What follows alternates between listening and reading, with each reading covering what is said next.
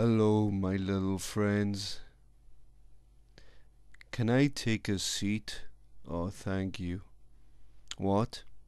What's that you say? You want a story? Oh, alright then. Imagine a field with tall grass, and among this grass is a long as the eye can see brown path. At the end of the path is a hill as high as the eye can see. Walking along the path is an ant.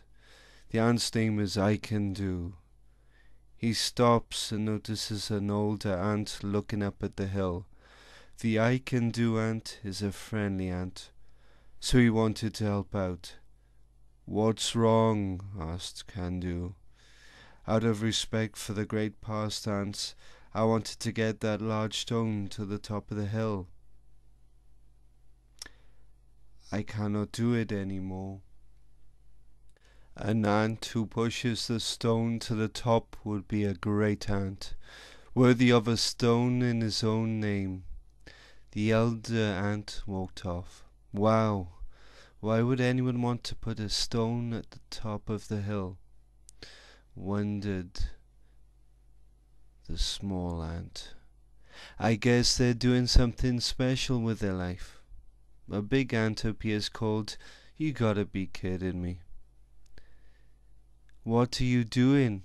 You're not going to push the big stone to the top of the hill, are you?" "No," cried the small ant. "That's just a waste of time." "Yeah," said the small ant. "And energy," said Kiddin. "Yeah," said the small ant. "And quality TV time," said Kiddin. "Yeah," said the small ant. "And internet surfing time," said Kiddin. He then, thankfully, left the small ant alone. There was something that's in that small ant's eye. A twinkle, some might say. He looked at that stone and then the top of the hill. He went to sleep that night and tossed and turned in his small leaf bed. All he could think about was getting that stone to the top of the hill. The next morning he started early-ish, after having a lie-in. Well, it was Sunday. He pushed against the stone. No good. He pushed again. No good. He took a small ant shovel and was able to dig some of the earth away, blocking the stone. It moved. A smile came over his little ant face, and he pushed some more. It slowly started to roll. Then it stopped. Why? He had started to get to the bottom of the hill. It stopped moving. The ant called it a night and went home to sleep. He was worried. He couldn't move the stone any more, could he? He remembered he'd moved it a bit already. He went back out there the next day and tried to move it. It was no good. However, his little arms had got a tiny bit bigger. He shook his head at the stone and again went home. His arms hurt, his soul hurt, his spirit hurt. He was weak of spirit and soul. He pushed against the stone and it moved. It kept moving until the ant smiled, and you guessed it, it was stuck. It was not moving. The ant walked back down and looked at himself in the stream. "It's no good. I'll never make it." His image in the stream talked back to him. "So, loser, I wondered how long it would be before you'd quit." Hey, I would never, but before he could finish, the ant in the water said, "Quit, quit, quit, quit, quit." "Never," mouthed the confident ant, and he raced back to that stone. The top was only a few pushes away, and the ant prepared himself for the final pushes. He tried, he failed. He tried again and failed. He went home.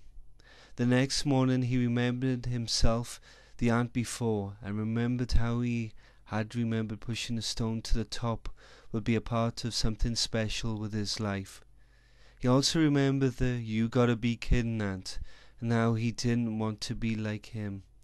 The "I can do it" ant got up from his table of his breakfast and knew what he had to do. He went back to that hill and grabbed that stone. "I can do it," he shouted. "I can do it." He pushed and pushed over and over again until it was free. The stone finally got to the top. The older ant was at the top. "What took you so long?" smiled the older ant. "I had to push the stone to the top, and it took some time." "That's true," said the older ant. "Things worth doing take time." "So who were the great ants?" said the younger one. "Just other ants like you." The ant looked. The great ant said, "Don't look so shocked. You are worthy of the title." And he rested his arm against the stone, which started to roll back down the hill the other side. It bounced and went up into the air, and underneath the ant called, "You got to be kidding me." He looked up and said, "Oh, Mummy." Before it squashed him, it rolled off him. "Ow," he said, from the lips being the only part not squashed. Another ant looked up at the fellow ants and said, "Shall I push this back up?" The mature ant turned and looked at the younger ant. "What do you think he should do?" "Well, my little friends, it's time for me to have my food before bed that Mrs. Lion has made. Have a good night and remember the "I can do" ant."